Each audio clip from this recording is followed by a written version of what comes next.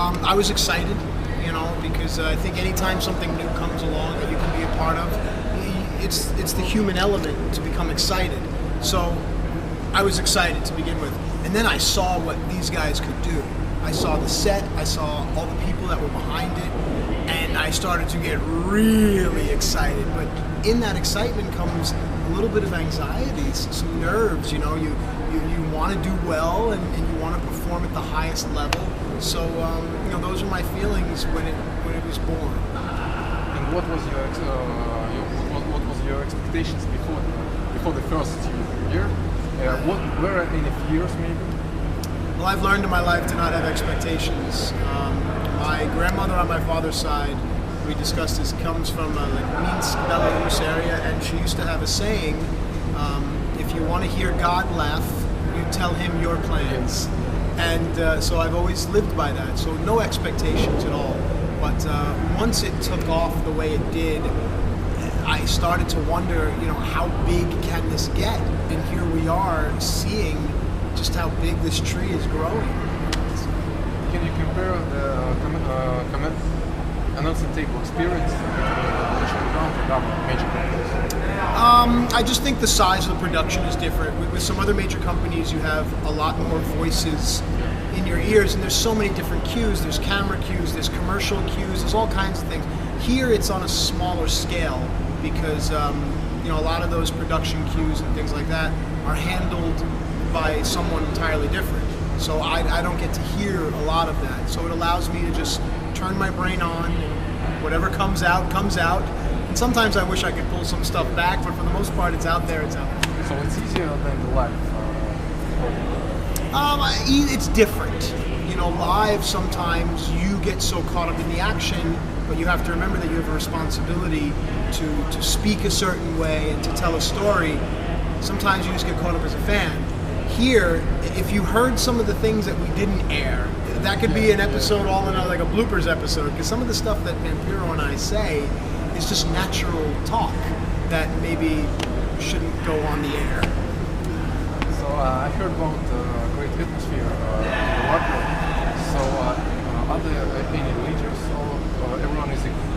I feel that everyone from the top guy to the guy who's just walking in, everyone wants to see Lucha Underground succeed. So based on that equal desire, I think everyone steps up into a leadership role. There are times where even, we have a lot of these stagehands that carry these hard, heavy cables. Sometimes they have an idea that actually works, so from the lowest person on the totem pole to the top person, everyone leads by example. Except for some of the people we let in for interviews. Can you tell us about your connection with Russia or other post-Soviet Union countries? My grandparents on my father's side, they fled the Russian Revolution. They came through Montreal and they settled in New York City. Growing up, my father, very, very, very rich Russian heritage, to the point where he had to change his last name because of some of the things my grandfather had done before him. So still to this day, and it's very few and far between, sometimes I will get mail with our original last name, and I look, because I don't know where it's from. So that and my father's mother, my grandmother, used to always talk to me as a child. I understood more Russian then than I do now, but she always had these very wise things to say. Things like, you want to hear God laugh, tell me your plans, or take what you need and leave the rest. She always gave me these great, humble life advices that, were just nice to hear in her accent, and to see some of the old pictures and stuff.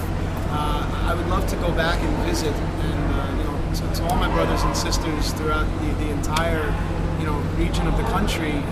We are all connected, and we don't believe the politics, and we don't believe the news, and we don't believe all the BS. We're all connected in this world, and hopefully one day we can all be united. Name 3 first words that are sustainable in Russian. One is a bad word. It's okay. Korva, prosu, to shoot, and the other ones, spasiba, nostrovia is Polish, spasiba,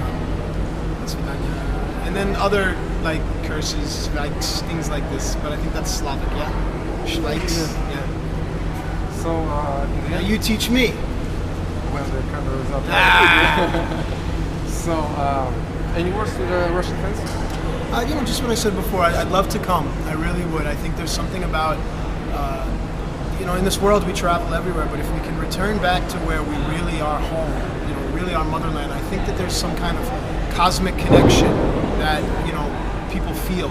And I would love to feel that, just to step foot on Russian soil, to feel and walk where my forefathers and ancestors walked, in the stories that I would hear. So hopefully one day I can come and maybe marry a beautiful Russian woman.